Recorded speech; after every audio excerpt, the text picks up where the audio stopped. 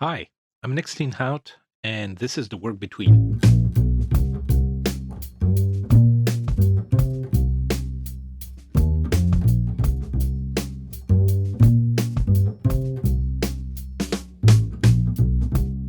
This podcast is recorded on the traditional, ancestral, and unceded territory of the Stolo Coast Salish people, the people of the river, whose presence in the Fraser Valley stretches back thousands of years. I named this territory because it belongs with what this show is about. The ways we decide whose lives are valued, whose work is taken seriously, and whose experiences are treated as problems to be managed. Those decisions shape everything. This show sits inside that. This is, was, and always will be First Nations land. That's not a formality. It's consistent with everything I and this show stand for. My guest today is Dr. Alessondra Springmann. I know her as Sondy. Sondy is a planetary scientist with a PhD from the Lunar and Planetary Laboratory at the University of Arizona. She spent years studying asteroids and comets, and her work has included the NASA OSIRIS-REx asteroid sample returning mission and 2 years of planetary radar observation at Arecibo Observatory in Puerto Rico. She quilts. Her quilting practice lives on Instagram at Intergalactic Cactus.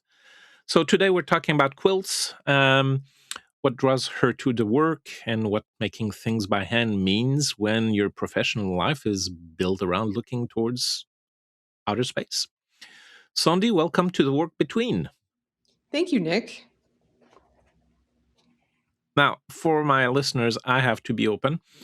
Sondy and I go way back, and we've been talking about quilting a lot. But let's try and formalize things a little bit. Tell me a little bit about your creative practice. What is it that you do? Obviously quilting, but tell me more about that. For the most part, when I make quilts, I am turning secondhand fabric into something more interesting than stuff that doesn't get sold at the thrift store that may wind up in a landfill. The project that I'm working on now is a lot of work shirts and work pants from an uncle figure of mine who's a contractor who builds boats, repairs boats. He met his wife while they were working at a boatyard. She was the manager, and he rose up in the ranks because he could weld, and he was smart. He's a real he's so we were going through his clothes a couple years ago when I was staying in a little cottage on their property, and he was saying that he would love a quilt made from secondhand shirts because it would be soft. I said, "Okay, Richard." Um, so here we are, almost 2 years later, and it's been a really fun way to figure out how do you take something, how do you take a set of half a dozen work shirts and Carhartt pants, all made of canvas and denim and other tough materials, and make them something soft. And how do you arrange them in an aesthetically pleasing way? And how do you do it in a way that doesn't make you want to lose your mind? Or if you are going to lose your mind, providing for losing your mind in the process. So I'm doing something called Quilt as You Go, which involves cutting out the batting for each little part of the quilt beforehand, rather than sewing the top of the quilt, sewing the back of the quilt, and then sewing the top of the quilt, the batting, and the back of the quilt together in one big sandwich. And so for this, I'm making tiny little hexagon sandwiches. And rather than lose my mind cutting out each hexagon of batting and fabric by myself by hand, I went to the library makerspace and used the laser cutter to laser cut the batting into Huh. hexagons and to laser cut his denim work pants and work shirts and canvas work pants and work shirts into hexagons, so I didn't ruin all my cutting tools at home. So it's been a fun How way to take something as mundane as, the clothes off his back, but, clothes that have been well loved, and some of them have fun paint stains, and some of them, there's the that's really interesting under the seams. Men's work shirts often have like a little, I think it's a pleat at the back of the neck, and so the that area under that doesn't fade as much as the rest of the shirt. So I've managed to capture that in a few places. So I think it's a really fun way to take something, like these clothes that are such a fundamental part of us, they're close to our heart. We wear them out and they sort of fade into the woodwork, and to turn them into something soft, something comforting, and something that will, keep him warm. How do you take something that's not inherently soft, like denim or work canvas, and make it into something soft and cozy? First of all, you give those garments to someone who will wear them until they are worn out and they have been washed so many times that they are incredibly soft on their own. And then one of the things I have figured out in quilting is if your fabric is ugly or if your fabric is otherwise too much, if you cut it small enough, it suddenly is less ugly or less firm. So having these pieces of canvas Carhartt work pants cut to hexagons that are about 6 inches tall makes it much easier to have them be soft. And the whole quilt isn't denim or canvas. There's a lot of um, there's thrift store shirts, there's shirts from friends, there's some corduroy pants in here, there's quilting cotton. All the backs of the hexagons are quilting cottons. So there's a huge variety. So if you don't have the hard things dominating your quilt, you can get away with a lot. How did you learn quilting? Well, in 2020, in March 2020, when my roommate at the time and I were like, well, we're at home. What do we do with ourselves? She had gone to fashion design school. And so she had been an accomplished sewist. She had done costume design in New York, including Broadway musicals. And so she was very competent. And so we said, let's sew some masks. And I thought I knew how to sew. I'd, done some basic garment sewing. I'd sewn my prom dress in high school. And, after I borrowed a sewing machine from a friend, and Carrie looks at my sewing and you can tell the thoughts are going through her head like, wow, Sondy, you think you can sew. That's a really nice idea you have there. Uh, but she taught me kind of how to sew as an adult rather than seat of the pants sewing that my mother had taught me. And once you do something hundreds of times, and we sewed 500 masks, I had a spreadsheet tracking all this. Once you do something hundreds of times, you get decent at it. So I, sort of got more consistent with my pinning, got more consistent with stitching, learned some binding, learned all sorts of things, learned some very silly couture techniques, which I've never really used since, but it's good to know that they exist. And, after it became clear that supply chains had resolved themselves and we could get good N95 masks, again, I had all the scrap fabric left. And one of my friends in town was an astronomer who was moving to a job at an observatory in Hawaii, and she was downsizing, and she gave me a bunch of fabric that I didn't realize was like fancy designer quilting fabric until I had all these scraps sitting around and said, what should I do with them? And I'm Jewish, but most of my friends are celebrate Christmas, and I decided to make a Christmas stocking for a friend out of these scraps. And didn't quite realize that what I was doing was quilting until I had done it, and realized, oh, this is quilting. I should learn more about this. So I went to the library, and I went to the shelf of the library that had quilting books, and this was a neighborhood branch. It wasn't the main branch, and I grabbed the 5 most interesting books out of 6 that they had on the shelf, and I took them home, and I found one by Blair Stalker called Wisecraft Quilts, and she turns fabrics into meaningful patchwork. And I read this book, I opened this book, I read her philosophy, and I turned a few pages in and I saw this quilt where she was using the value or the brightness of fabrics rather than the color or the pattern to dictate the pattern, dictate the layout of the quilt. And I was completely sold. And probably within 3 weeks of making that Christmas stocking, I had put an alert on Craigslist for sewing machines at estate sales and yard sales. I had driven 45 minutes down to a suburb of Tucson. I threw elbows. I got a gigantic Janome sewing machine that Ginger Downing had spent like $2,600 on new that I got for $600. And it came with all the accessories. And I have sewn so much on that machine since. And I've made some pretty cool quilts, if I don't say so myself. It's been really fun to finally feel like I have a creative practice. Both of my parents are artists. My mom has done oil painting and acrylic, big canvases. She's done some mixed media, but she really sticks to like big abstract acrylic canvas works. My dad was a portrait photographer for most of his career. He photographed Georgia O'Keeffe in 1974 at Ghost Ranch. So he's, and my mother's father was an animator. Her mother was an illustrator. Uh, my dad's mother sewed and she crocheted and she knitted. So, I come from this family of creatives and I'd never really done anything regularly. And I think everyone was sort of like sitting around waiting for me to do something consistently. So when I finally started quilting, I think my mom in particular breathed a sigh of relief.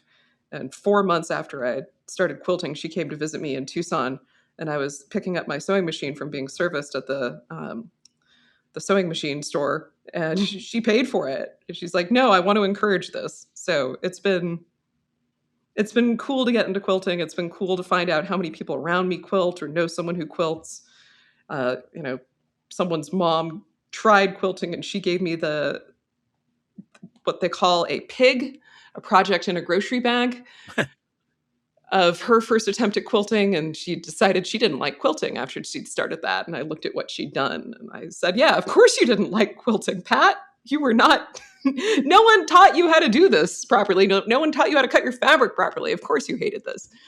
um, so it's fun. And then I've moved up to Boulder a few years ago, and through a desperate post on the Young and Millennial Quilters Facebook group, found a wonderful long arm quilter up here and joined the Boulder Modern Quilt Guild. And it's been great to meet other people who are really interested in secondhand materials quilting. There's one guy in the Quilt Guild, L.U. Hernandez, who's a bit of a big deal making quilts out of reclaimed jeans. And so he's been really encouraging about this project. And there was a Quilt Guild open sew, and he said, "Give me 7 of those hexagons. I want to take them home and sew them together for you." Oh, So he nice. took 7 of the 188 hexagon pieces and sewed them together. So now I get to add his name to this quilt. So it's been really fun to Yeah. learn this, to find the community, find community. I try to read a lot, random quilt books, blogs. The Facebook group has been fabulous and educational. There's a lot of Facebook groups that are badly moderated or that tolerate very bad politics and behavior from their members. And this Facebook group is, I would say, it's one of the things that keeps me vaguely active on Facebook. And by vaguely Yeah. active, I mean logging in twice a month to ask a question or see posts there. So I've enjoyed the community. I've enjoyed being able to make things. I want to come back to community in a little bit, but before we explore that, I want to talk influences.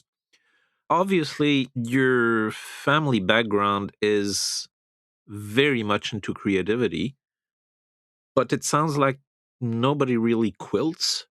Uh, have they, My dad has started quilting in the yes, but last few years. as a follow up on what you're doing, right? So Yeah. the influence into quilting from their creative and artistic endeavors, has that tickled through, or is just tell me about that relationship?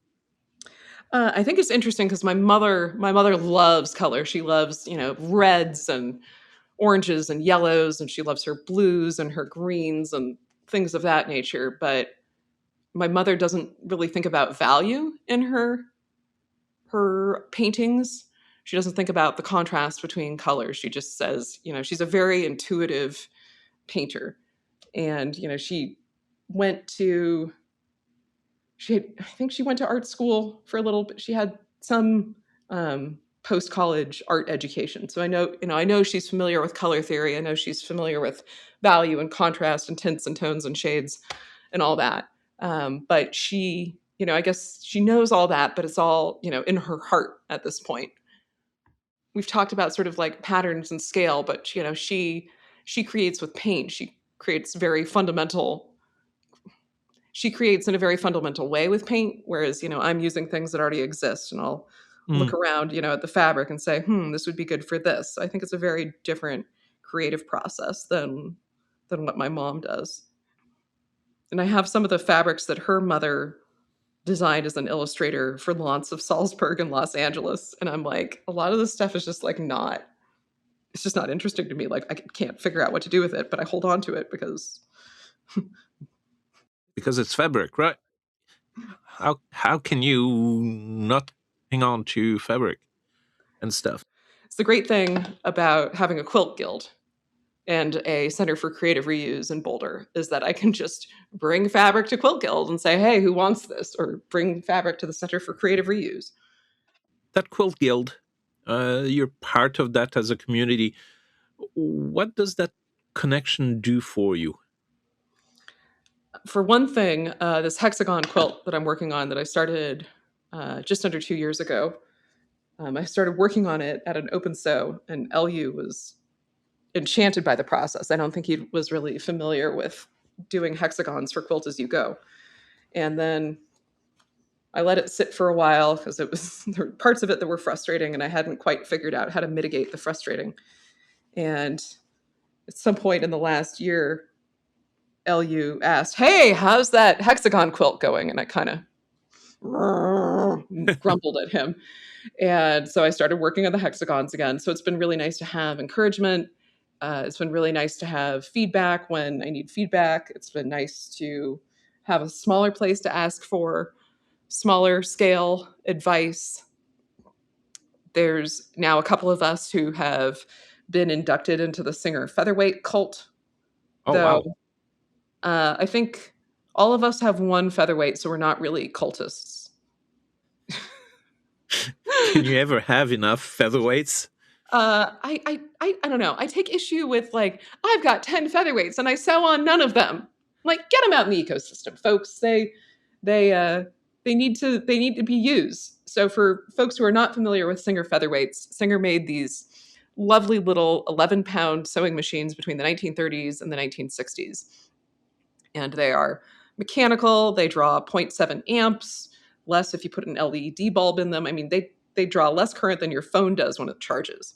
And they are some of them have been running for 90 years. If you keep servicing them and keep putting oil and grease on them, they will run for another 90 years. I mean, they are the most robust little machines, and I like to say that they are the most heterosexual sewing machines of all time because you will not find a straighter stitch on any other sewing machine.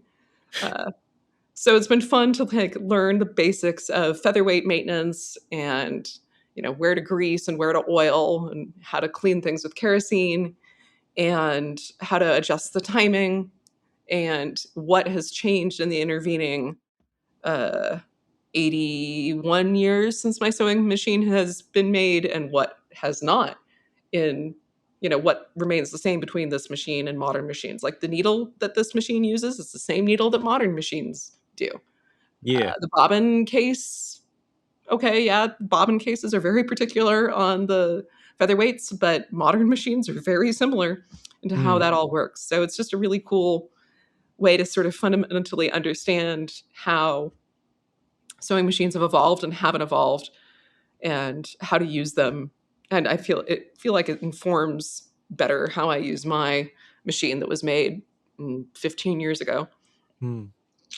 And it's nice to have more technical understanding of how a sewing machine works and how to adjust it and how to tune it.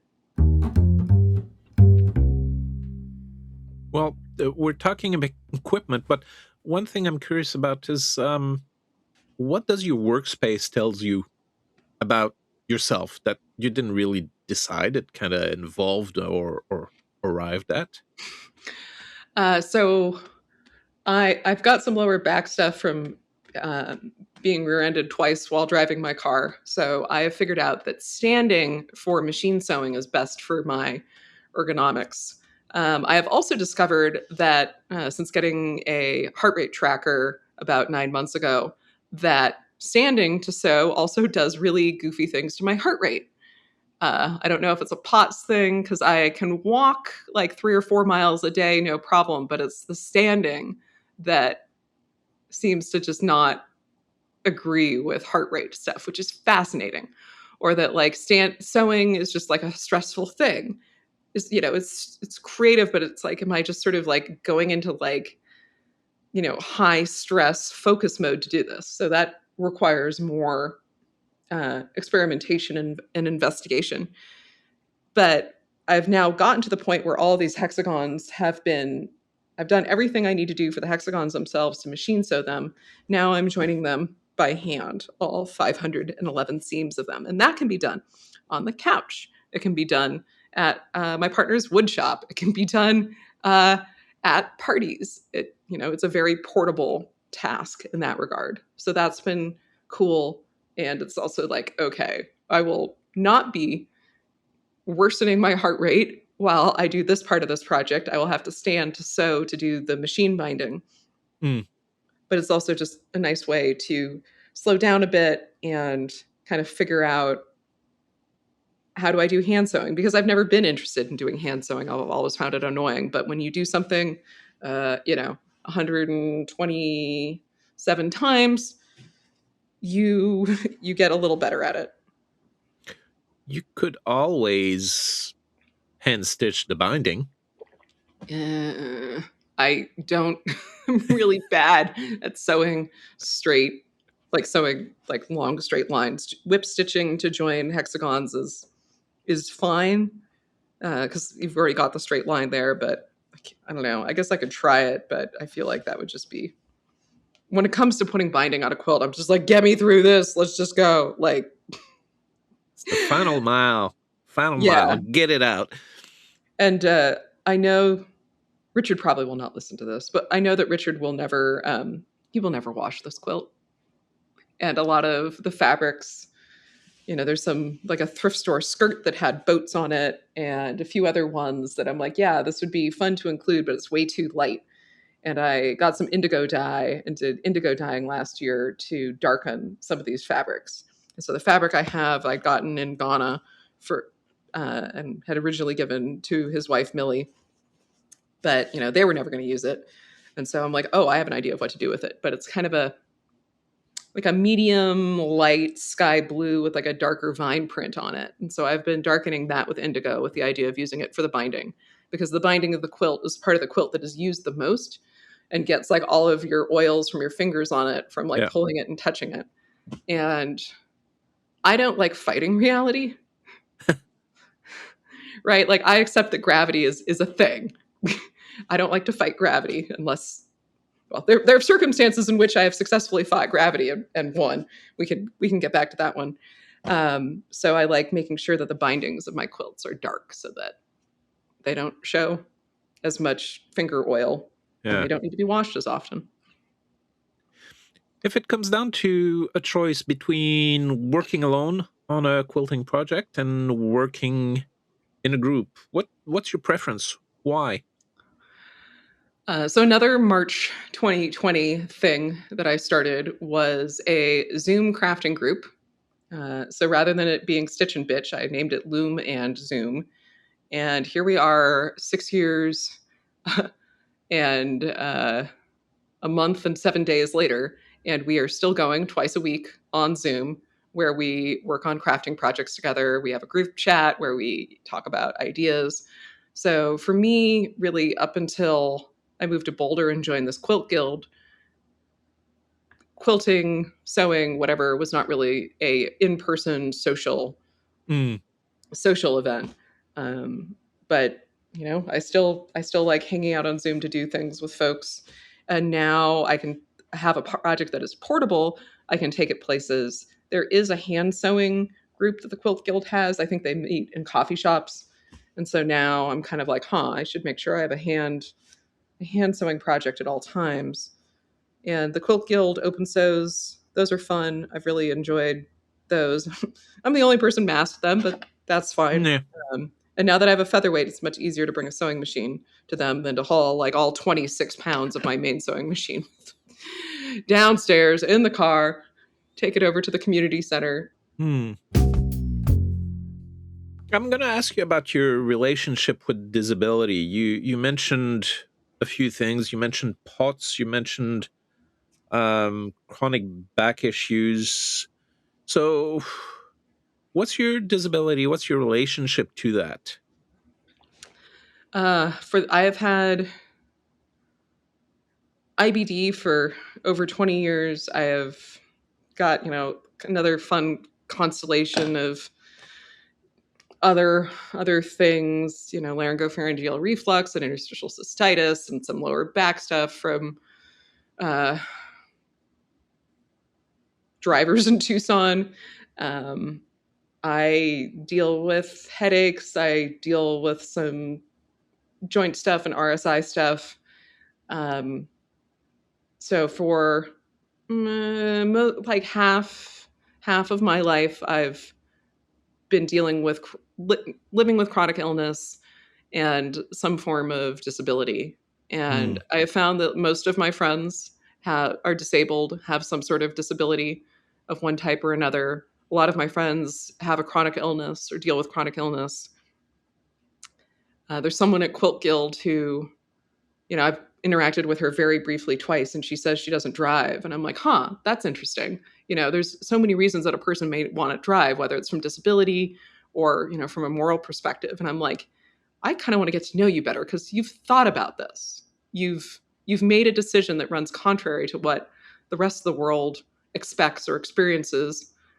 That, interesting. And so that's one of the things that I really appreciate about disability communities is that disabled people have thought about how they move through the world, how they interact with the world, and whether it's their choice or otherwise, they have had to think deeply about sort of the fundamental tenets that society expects. And that's something I Hmm. really appreciate about disability community. Yeah, that's funny you say that. I was gonna ask you. I was gonna say some people argue that navigating a world not built for you produces a kind of creative thinking. And do you think that connects to your practice, or is that just too neat a framing? But you mentioning getting to meet and talk to people that have been doing that kind of thinking before leads me to think that, yeah, maybe it works for you. Uh, I think I think I've at least for quilting, I'm someone who I like solving problems in interesting ways, or I've done sort of enough thinking from reading about color theory or value quilting, or like looking at a stack of fabric and being like, what can I do with this? This is the project in the grocery bag. This is the pig fabric that was given to me by the friend's mom who decided she didn't like quilting. And for some people, they see what I wind up doing and they're like, wow, that's wild. Like, how can you look at these strips of these fabrics and turn them into, this thing? I'm like, well, I've been thinking about value and contrast for a while and like what combinations of fabrics you would need to have, to make something effective out of, to make this particular thing and have it be effective. And so people don't necessarily see all of that like thinking and experimenting and work that goes into producing something that looks really cool, but also, folks in the quilt guild being like, I don't understand how your brain works, that you can have these, go from this step to that step. And I'm like, oh, there were a lot of steps in between and a lot of frustration.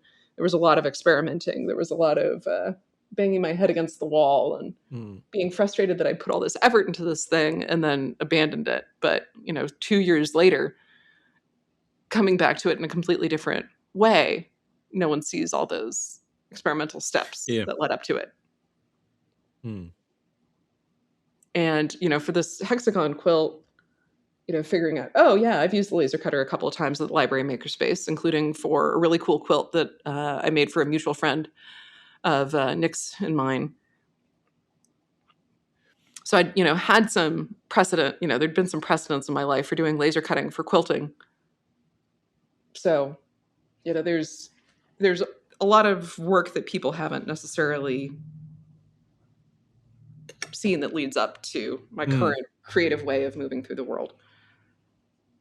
And it comes from like going to the Colorado Quilting Council puts on a quilt affair once a year, and someone was doing a demo of her reverse applique system. And, I was sitting there watching her do this. And I was like, I need to make a quilt that has Chinese characters in it, but I don't want to do any of this by hand. And I'm watching her do this reverse applique. And I, figured out from what I knew about laser cutting and her reverse applique method that I could have a laser cutter do a couple of the steps for me and not have to worry about figuring out a bunch of stuff by hand and having it look not the way I wanted it to look. So it's been fun in that regard to figure out how to put a bunch of disparate things together, and also kind of fun to see people just blown away by the end result. I like this contrast between Sondy is using a nearly 100-year-old featherweight Singer sewing machine and is using the latest laser cutting technology. I think that's just awesome.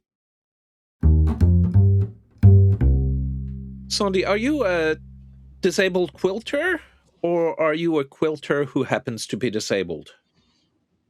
I think I'm a disabled quilter. I'm always trying to find more ergonomic ways to do things.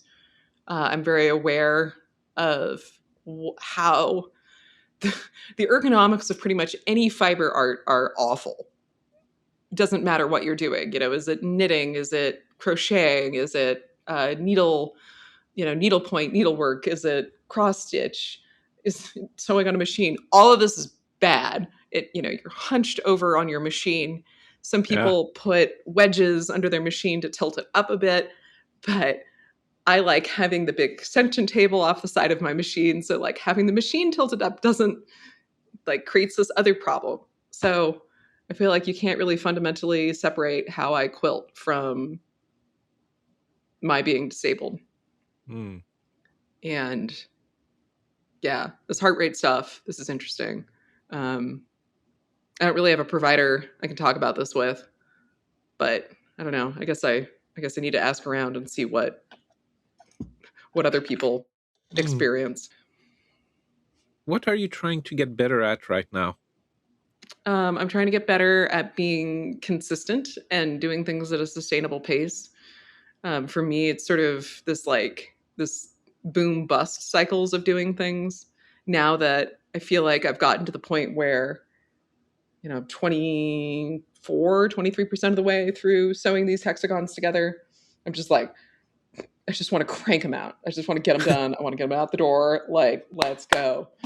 And that's, after like months of not doing anything, then I'm like staying up past midnight hand sewing, and I'm like, it's not great.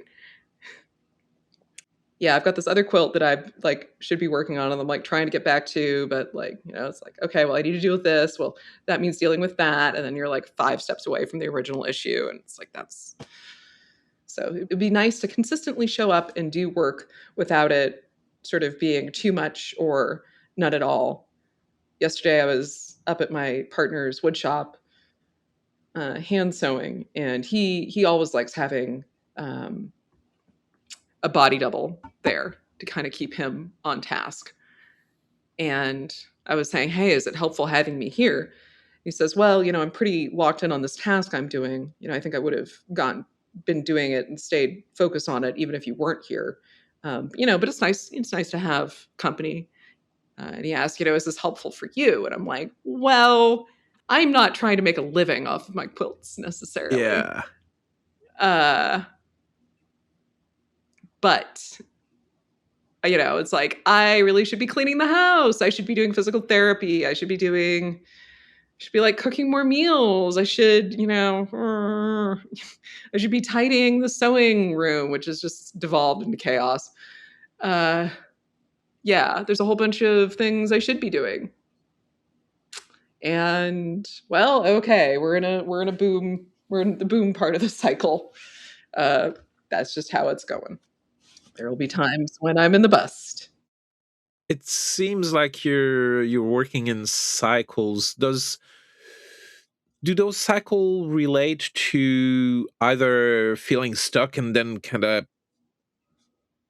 not abandoning but slowing down, or hey, it's going well, let's get things accomplished while it's going well, or is it something unrelated to that dictates the boom bust, quick, slow approach? Sometimes it's related to disability. In October, we tried doing Botox injections for this headache, and I got the fun reaction of uh, my. So when you do Botox, sometimes your neck muscles are like, whoa, whoa, whoa, what? My head is so heavy. And your head is the same weight. Your neck muscles are just responding completely differently. So I got all of this like perceived neck muscle weakness that caused tremendous pain if I bent my head forward for more than like a little bit at a time. And that was really terrible. And I couldn't machine sew. And I'd been kind of like, okay, yeah, let's get back to machine sewing. But fortunately, the guy who had serviced my sewing machine had screwed something up. So I couldn't sew until that got fixed. Right. And I couldn't sew because of my neck. And so, like, yeah, that really sucked. But there was like that in combination with something else was not the worst.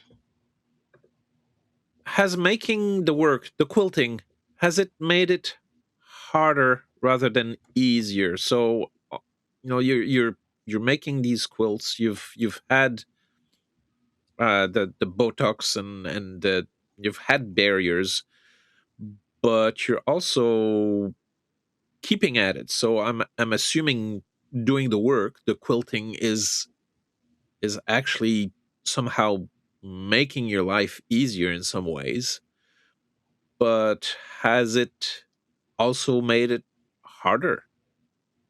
Yeah, I think, there's definitely the times where it's like, oh, look, I'm staying up too late hand sewing, or I'm getting distracted by this to the,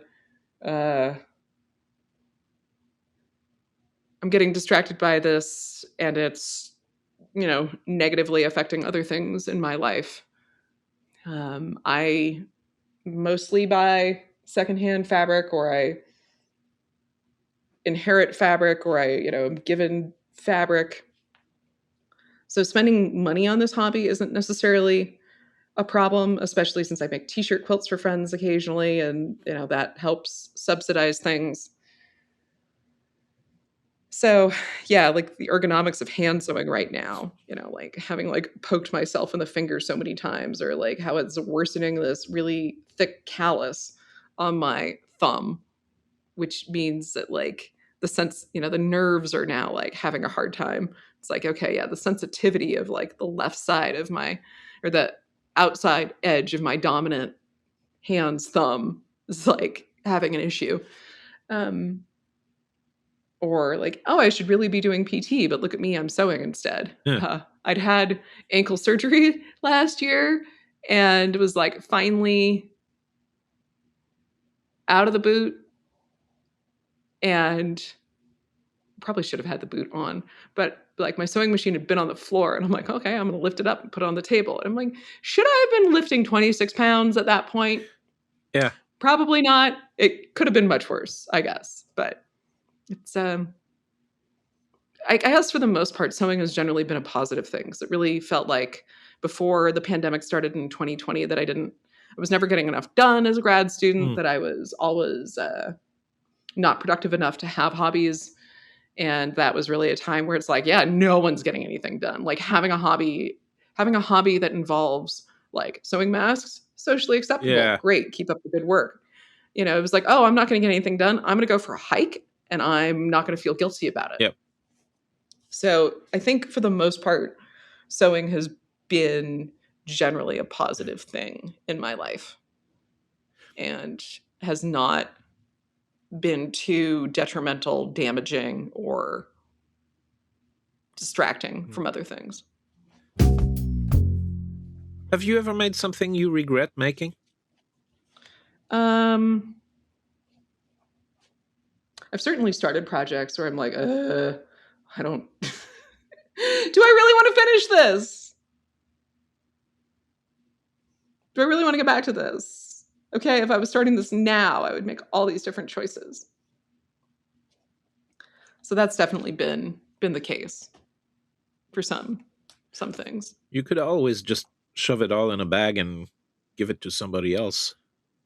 Yeah. Okay, I do regret one thing. I had a friend in town who moved 9 months ago, coincidentally when this headache started. And anyway, the move was a shipwreck of epic proportions. And before she was moving, I'm like, "Hey, I'll make a t-shirt quilt for you." And so I've like stabilized all these shirts of hers. I've cut some of them out. She even like came to the library makerspace and helped me with some of the stabilizing and cutting. And now I'm just like, ah, darn it, what do I do with these? So they're like all in a bin, plastic storage bin, like shoved under, like on the bottom of a shelf in a cabinet where like I can't see it. But she hasn't thanked anyone for helping with the move. She hasn't apologized to anyone. This is not the first move that I've bailed her out of. So kind of like regretting that. And I'm like, she did give me her FedEx number. And I'm like, I could just FedEx all this to her. And I know a lot of t-shirt quilters like hate taking on t-shirt quilt projects that other quilters have started. Yeah. But like, I'm no amateur. I've made 3 t-shirt quilts, one that a friend has paid me for. I'm precise, I'm accurate, I am not sloppy. A lot of people who start t-shirt quilt projects they haven't done a lot of reading, they don't know what the common pitfalls are. And I think anyone who got this PIB, project in a bin, would not be unhappy. Yeah. Like, given that I've done most of the most annoying parts of the work. Yeah. And given that it's been like 9 months and she hasn't apologized to anyone. Yeah. I don't think it's worth having this taking up space in the house. That seems making sense to me. Yeah. But hey, she didn't move. Nick, I'm not joking. 55 t-shirts. 55 t-shirts. That's a massive quilt. 55 t-shirts and no, it's not. But like in another dozen garments. If each t-shirt is 12 by 12 inches, that's a foot. Yeah. A queen size quilt is 8 by 8 feet. Yeah. That's 64 shirts. Yeah, all right. That works. So it probably won't be king size, but yeah. When you make a quilt, what are you hoping it does? How are you hoping it's received? And does it land that way usually? 2 years ago, a friend graduated from library school and she didn't know I was making her a quilt. But I'd actually been working on it while she was showing up at crafting group on Zoom, like right under her nose. And she would practice the cello while I worked on this quilt on Zoom, like right under her nose. And so the quilt was supposed to show up the day before graduation and it didn't, but it showed up the day of graduation. And her parents got these photos of her wearing her cap and gown, opening this box, not knowing what's in the box, and just like the look on her face and, just how excited she was. And she's just looking more and more excited. And like the final photo is her like with it around her shoulders, like a cloak. And she's like spinning her, head with the cap and the tassel. And she looks ecstatic. And I posted this on Young and Millennial Quilters. And there, every so often there's a post there with someone being like, I made this quilt for, my mother-in-law or my sister-in-law. And, she was so ungrateful and she sent it to the thrift store. And like, or this person was, I'm like, A, don't make quilts for people who are going to be ungracious. Right? Like, don't do that. But a lot of people were like, right, this is why we do what we do. And this is the correct response to receiving a handmade quilt. So people have been pretty happy. And I think I Yeah. put some fun surprises in. I made a t-shirt quilt for someone that like some of the t-shirts had like interesting tags. One of them was the brand was junk food with like a heart-shaped American flag. So I put labels on my quilts and I included Yeah. that as one of the labels. I'm like, sure, this is fun and weird. Is there a quilt someone else made that you wish you'd made? Uh there's a bunch of these like Judy Niemeyer Quiltworks quilts, and I'm like, man, I really want to do that, but I also don't want to spend $400 on fabric. Uh, some of the color schemes for some of the Judy Niemeyer quilts that people come up with, I'm like, I see why you're into that. That Mm. is not to my liking, but I would like to do more of those. But you have to put a lot of legwork and time and effort into the planning, because you can't just be like, I'm going to buy these fabrics when there's like 20, 30 fabric options. They have a quilt planning tool where you can try out different fabric combinations, color combinations. The fabric picker is a Yeah. huge pain in the butt. It's not just like, let me filter by red. Like, just let me put red here. Let me put blue here. Just give me like a hex Mm. code color picker, right? Come on. Those exist. There's APIs for them. What do you know now about your quilting practice that you couldn't have articulated when you started 5, 6 years ago? I think it's really important for me not to cut all the fabric for a project before I Why? start. I think it's really important for me to cut sections, because if I get bored with a project or decide I want to do something a different way and I've got the fabric all cut, then that's a problem. Mm. It's hard to reuse it if it's been cut a certain way. For me, it's really important to put a lot of time and effort into Uh, precision and accuracy. And people are like, that's just you being a raging perfectionist. I'm like, well, no, there's a purpose to it, and that is, if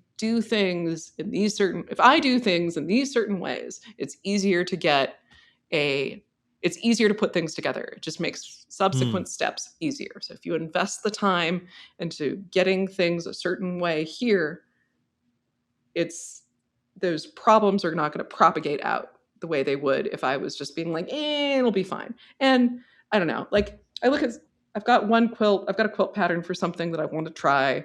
And I'm like, it's not like the most popular quilt pattern of like the last 10 or 15 years. That's like the exploding hearts one. That's all half squares, triangles, which like, forget about it. Miss me on that one. But it's the Ranges quilt by Modern Handcraft. And that one, I'm like, people have been putting this together and it's looked fine. And people have like not been accurate with it. They've not put in the effort to have it, and it's turned out fine. So like, let's put it Mm. together and see what happens. You talk about perfectionism, and that always makes me think. A long, long time ago, I was a chef, and people say chefs are artists. And I kept saying, I'm not an artist, I'm an artisan. An artist has the luxury of failure, the artisan Mm. doesn't. And I'm curious, in view of your quote unquote raging perfectionism, are you an artist or are you an artisan? Yes. I think there's time, the first project I started that's still, sitting in a bin upstairs, that I don't know if it's a failure. It'd be really great to finish it. I don't know what finishing it is going to look like. I think it's going to be a lot of time. It's like, oh, I really want to take all these apart and sew them back together, knowing what I know now, because it would make it much easier, blah, blah, blah. Um, and, is that a failure? I don't know. It's part of the learning process. Hmm. That's, like you had to go to cooking school, right? You had to learn, you had to fail a lot Yeah, before you were a professional. So there's 10,000 hours. yeah, exactly. So there's that expectation that you have to learn somehow. And there's you have to invest that. I think it's just really important to understand that I'm not punching out t-shirt quilts for a living. There are people who do that, and I could, I guess, if I really wanted to, but I can't stand the smell of people's fabric softeners. uh, they can make my headaches worse. So no, thank you Mm, on that regard. And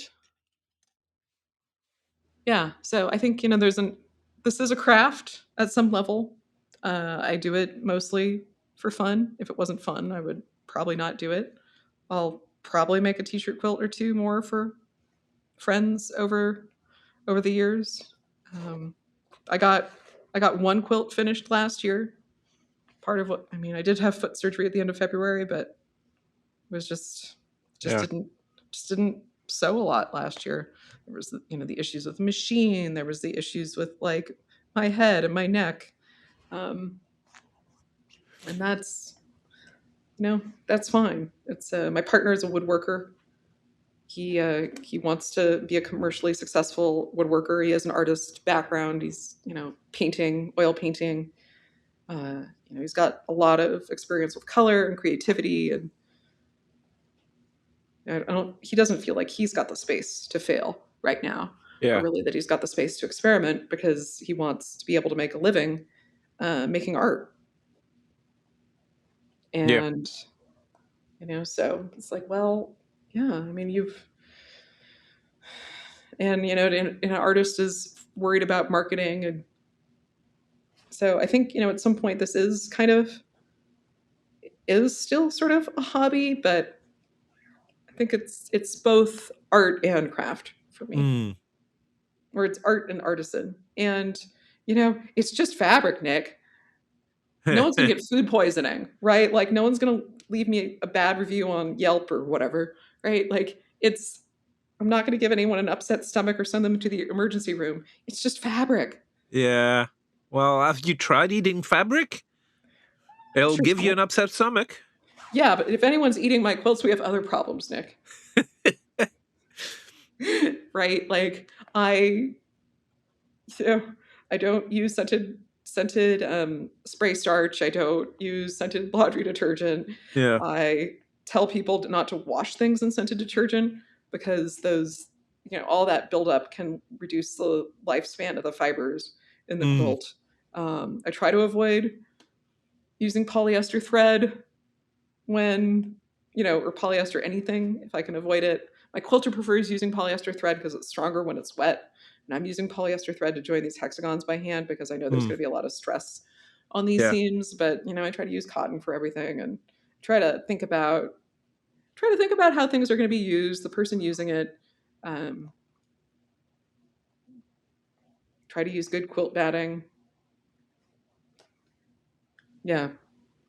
So hopefully I don't give anyone an upset stomach or a Yeah. migraine or Yeah.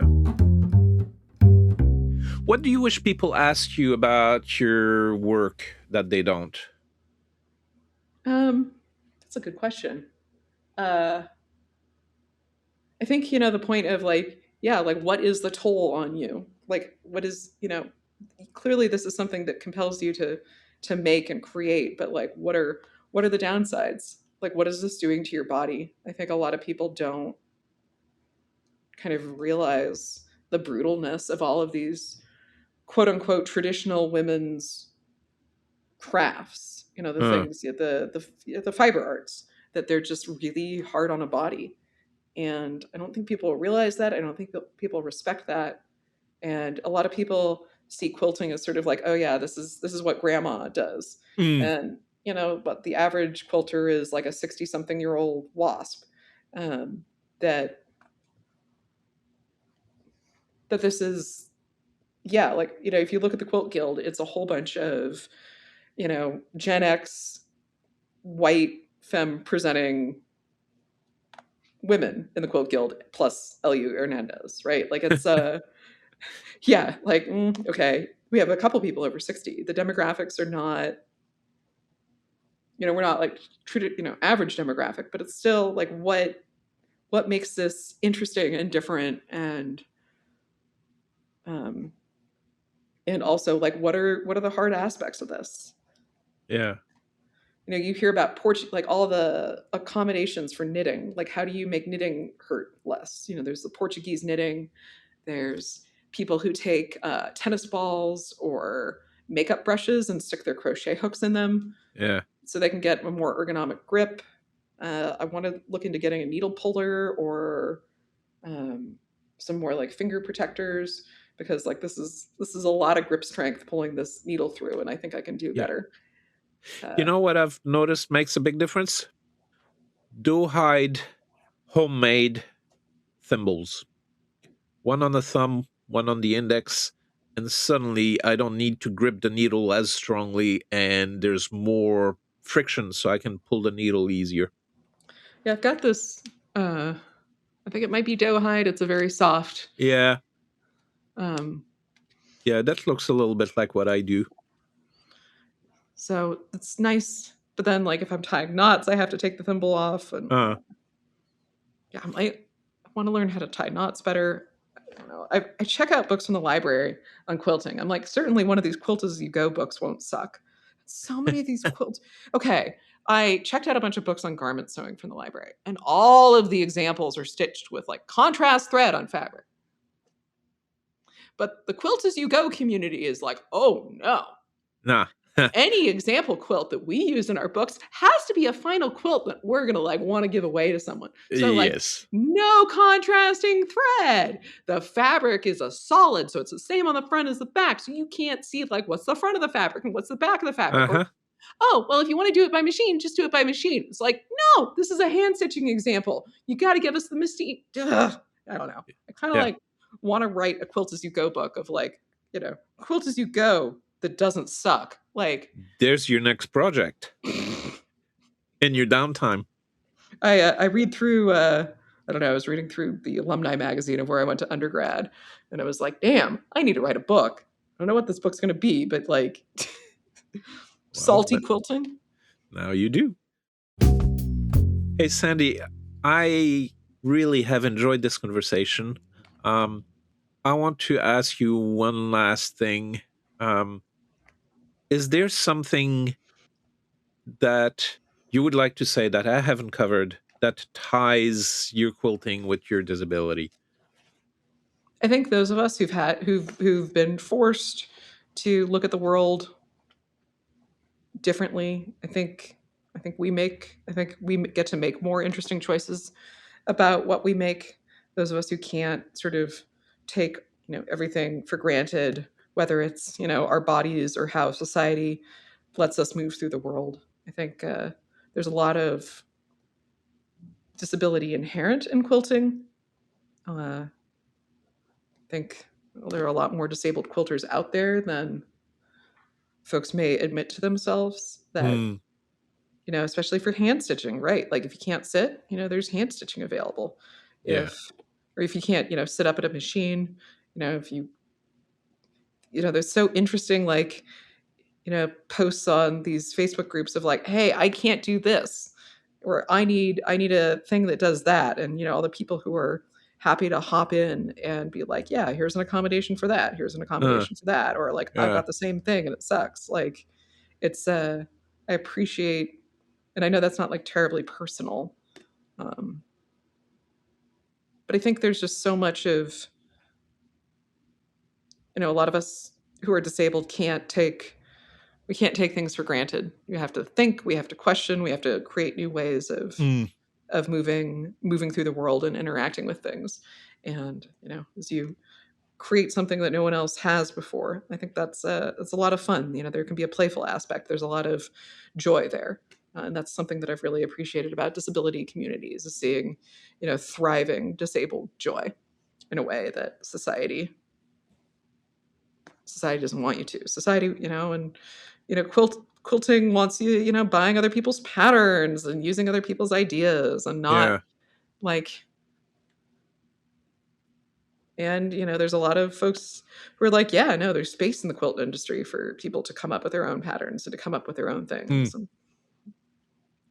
that not everyone.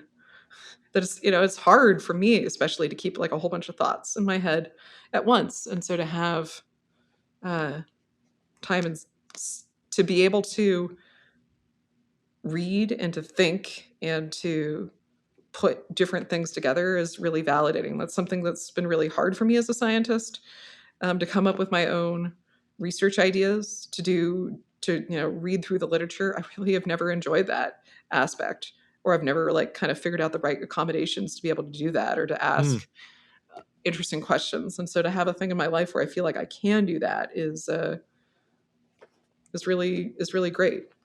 Someday there'll be a science support and facilitation position where my weird experiences will be rewarded. Um, but we haven't gotten there yet. yeah. Hey, I just thought of something. You mentioned microgravity earlier, and we didn't come back to that. Now, I know from past conversations that you've actually been on microgravity flights doing experiments, which sounds like a lot of fun. What would quilting look like in microgravity or no gravity? Well, funny you should ask that. Astronaut Aaron Nyberg has quilted in space. How awesome is that? Yeah, it's pretty cool. She even has two lines of quilting fabric uh, called Earth Views. One is prints that are really cool. I actually have the whole set. I'm going to do a bigger hexagons that have been like traditionally machine pieced for a friend. Out of those, she does like Mars mission work where you know, her she works on one of these cameras that points down at Mars and gets really cool aerial landscape photos Right. of Mars. And then Karen's next fabric line is going to be batiks. I think it's already come out. Cool. So yeah, someone's done that. There's been quilts in space. If I ever get an LLC for my t-shirt quilts, it'll be quilts in space, like Awesome. Muppets Pigs in Space. Sondy, thank you so much for talking to me about quilting, about disability, about the work between. Um, Yeah. where can people find you or more about your quilting? I have not really been active on social media in a while. So if you happen to be in the same Discord or Slack that I'm in, look for me there. Maybe someday I'll post things on Intergalactic Cactus. I think I have a Blue Sky for quilting, but yeah, you're just gonna have to. Social media has just not been fun for me. So Yeah, I can I'm relate to that.